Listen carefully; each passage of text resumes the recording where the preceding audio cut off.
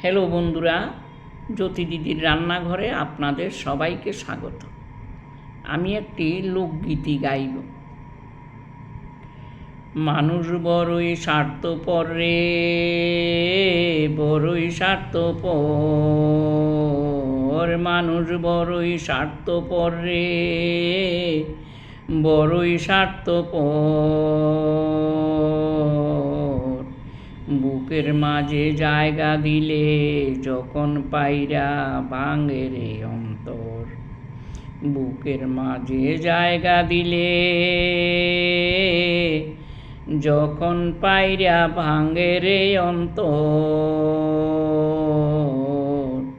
মানুষ বড়ই স্বার্থপর, মানুষ বড়ই স্বার্থপর রে, বড়ই স্বার্থপর।